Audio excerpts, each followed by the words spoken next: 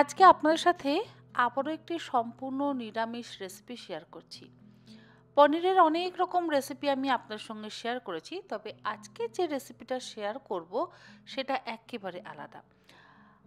আমরা পটলের দোরমা খেতে কিন্তু সকলেই ভীষণ পছন্দ করি। আর আমিষ পটলের দোরমাও আমরা বানাই, আবার নিরামিষ পটলের দোরমাও বানাই। ঠিক তেমনই আজ বানাবো পনিরের দোরমা। এটা খেতে কিন্তু অসম্ভব ভালো হবে। আর তার জন্য আমি এইরকম পাতলা পাতলা স্লাইস করে পনিরের টুকরো করে কেটে নিচ্ছি। খুব বেশি মোটা করে কিন্তু কাটবেন না, আবার খুব বেশি পাতলা করেও কাটবেন না। বেশি পাতলা করে কাটলে স্লাইসটা কিন্তু ভেঙে যাবে। তাই একটু বুঝে আমাদের পনিরের স্লাইসগুলোকে কেটে নিতে হবে। আমি এখানে 6টা পাতলা পাতলা শিট কেটে নিয়েছি। এবারে একটা আলাদা থালার মধ্যে আবারও অল্প একটু পনিরের টুকরো নিয়ে নিয়েছি। ওই মোটামুটি 2-3টে ছোট ছোট টুকরো নিয়েছি। তার মধ্যে দিয়ে দিলাম অল্প একটু ছোট টুকরো করে কেটে নেওয়া কিশমিশ, অল্প একটু ছোট টুকরো করে কেটে নেওয়া কাজু। এগুলো আছে 2-2.5 টেবিল চামচ করে। সামান্য একটু ধনেপাতা কুচি দিলাম। আর দিচ্ছি অল্প একটু কাঁচা লঙ্কা কুচি। তার সাথে দিয়ে দিচ্ছি কাসুরি মেথির গুঁড়ো। কাসুরি মেথিটা আমি ড্রাই রোস্ট করে নিয়েছি, সেটা ওপর থেকে গুঁড়ো করে দিয়ে দিলাম। এর মধ্যে সামান্য পরিমাণে একটু শাহি গরম মশলার গুঁড়ো, স্বাদ অনুসারে লবণ, আর অবশ্যই একটু চিনি কিন্তু ব্যবহার করব, যেহেতু সম্পূর্ণ নিরামিষ রান্না। হাফ চা চামচ পরিমাণে কাশ্মীরি লঙ্কার গুঁড়ো দিয়ে দিলাম, রঙটা সুন্দর হবে বলে। আর দিচ্ছি 4 চা চামচ পরিমাণে গুঁড়ো দুধ। এটা কিন্তু অবশ্যই ব্যবহার করবেন, এতে পনিরের মধ্যে খুব সুন্দর একটা বাইন্ডিং তৈরি হবে। এছাড়া আর কোনো রকম গুঁড়ো মশলার কিন্তু ব্যবহার করছি না, যেমন ধনে গুঁড়ো বা জিরে গুঁড়োর ব্যবহার করছি না। অবশ্যই আপনারা চাইলে অল্প একটু গোলমরিচের গুঁড়োর ব্যবহার করতে পারেন। আমি একটু লঙ্কা কুচিটা বেশি যেহেতু ব্যবহার করছি, সেই জন্য আর গোলমরিচের গুঁড়ো দিলাম না। এই সমস্ত কিছু একসাথে ভালো করে মেখে নিয়ে রোল বানিয়ে নেব। এই দেখুন, এরকম লম্বা লম্বা রোল বানিয়ে নিলাম। ঠিক পটলের দোরমার মধ্যে যদি আমরা পুর ভরি, এরকমভাবেই কিন্তু পুরটা ভরে নিই। এবারে একটা পাতলা স্লাইস আমি নিয়েছি। স্লাইসের একটা ধারে আমি রোলটাকে রাখলাম, তারপরে সেটাকে এইভাবে গোল করে নেব। গোল করে নেওয়া হয়ে যাওয়ার পর আমি লবঙ্গ দিয়ে আটকে দিচ্ছি। এটা একটু কঠিন কাজ, এটা আমি বলেই দিচ্ছি। এই লবঙ্গ দিয়ে আটকাতে গেলে অনেক সময় ভেঙে যেতে পারে, যেহেতু পনির তো একদম নরম জিনিস।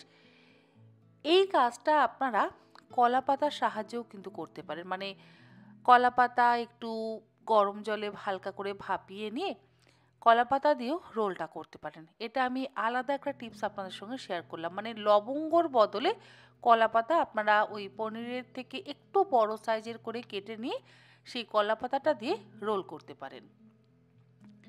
এরপরে সবকটা রোল আমাদের করে নেওয়া হয়ে যাওয়ার পর ফ্রাই প্যানে অল্প একটু তেল দিয়ে আমি পনিরের দোরমাগুলোকে দিয়ে দিচ্ছি ফ্রাই প্যানের মধ্যে। তারপরে হালকা করে উল্টে পাল্টে ভেজে নেব। খুব বেশি লাল করে বা কড়া করে ভাজবার কিন্তু একেবারেই প্রয়োজন নেই। আর একটু সাবধানে করতে হবে, তা না হলে কিন্তু এই রোলগুলো খুলে যেতে পারে। আর কলাপাতা দিয়ে যদি আপনারা করেন, তাহলে ওই কলাপাতা সমেতই কিন্তু এইভাবে হালকা করে ভেজে নেবেন। অল্প অল্প করে আমি রোলগুলোকে ভেজে নিলাম, বা পনিরের দোরমাগুলোকে ভেজে নিয়ে তুলে একটা আলাদা পাত্রের মধ্যে রেখে দিলাম। গ্রেভির জন্য গ্রাইন্ডিং জারের মধ্যে দিলাম 2টো মিডিয়াম সাইজের টমেটো, হাফ ইঞ্চি আদার টুকরো, 3-4টে কাঁচা লঙ্কা, তার সাথে অল্প একটু পনিরের টুকরো দিয়ে দিলাম। এতে গ্রেভিটা খুব সুন্দর তৈরি হবে। দেখুন, আমাদের গ্রেভির জন্য মশলা কিন্তু রেডি। এবারে আমি ফ্রাই প্যানে আরও 1 টেবিল চামচ পরিমাণে সাদা তেল দিয়ে দিলাম, আর দিলাম 1.5 টেবিল চামচ পরিমাণে বাটার। রান্নাটা আমি বাটারেই করছি, বাটার দিলে খেতে বেশি সুস্বাদু হবে। তবে আপনারা চাইলে সাদা তেল দিয়ে বা সর্ষের তেল দিয়েও করতে পারেন।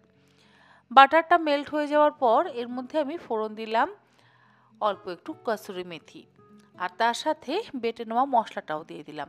এরপরে লো টু মিডিয়াম ফ্লেমে আমি মশলাটাকে মিনিট 5-6 সময় ধরে খুব ভালো করে কষিয়ে নিচ্ছি। রান্নাটা ভীষণই সহজ আর অত্যন্ত সুস্বাদু। শুধু একটু কঠিন কাজ হচ্ছে পনিরটাকে রোল করা।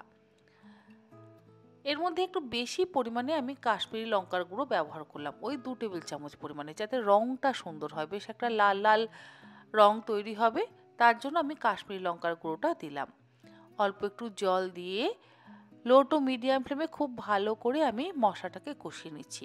কোনো রকম জিরে গুঁড়ো ধনে গুঁড়োর ব্যবহার কিন্তু করছি না। আর দিলাম একটু কাজু বাদাম বাটা।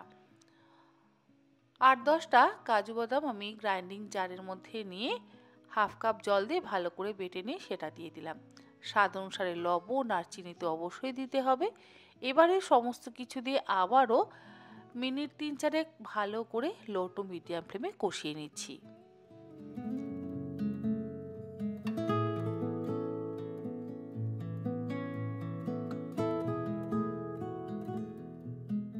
সবকিছু ভালোভাবে কষানো হয়ে যাওয়ার পর মশলা থেকে বেশ যথেষ্ট পরিমাণে কিন্তু তেল রিলিজ করে দিয়েছে।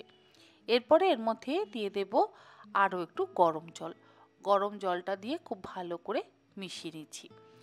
এরপরে এর মধ্যে আমি দিয়ে দেব অল্প একটু ধনেপাতা কুচি। খুব সামান্য ধনেপাতা কুচিরই ব্যবহার করলাম। তারপরে আমরা দিয়ে দিচ্ছি সামান্য পরিমাণে একটু ড্রাই রোস্ট করে নেওয়া কসুরি মেথির গুঁড়ো। পুরো গ্রেভির প্রিপারেশনটা কিন্তু আমাদের করে নিতে হবে। আর পনিরের দোরমাগুলোকে আমরা কেটে নিয়ে তারপরে গ্রেভিটা হয়ে গেলে ওপর থেকে দিয়ে দেব।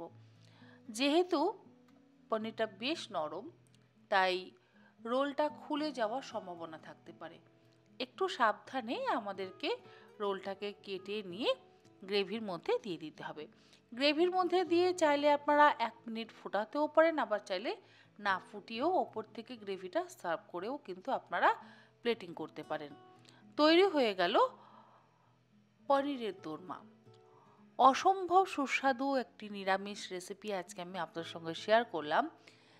যে কোনো নিরামিষ দিনে বা কোনো অনুষ্ঠানের দিনে আপনারা অবশ্যই এই রেসিপিটা বাড়িতে বানান, আপনাদের সকলেরই ভীষণ ভালো লাগবে। আর ভেতরে যে স্টাফিংটা ভরা হয়েছে সেটার টেস্ট কিন্তু অসম্ভব ভালো হয়। পোলাও হোক বা জিরা রাইস বা সাদা ভাত সব কিছুর সাথেই যেমন ভালো লাগবে, তেমনই রুটি পরোটার সাথেও কিন্তু অত্যন্ত সুস্বাদু লাগবে। ওপর থেকে দিয়ে দিলাম সামান্য পরিমাণে একটু ধনেপাতা কুচি। আপনারা সকলে ভালো থাকবেন, সুস্থ থাকবেন। ধন্যবাদ।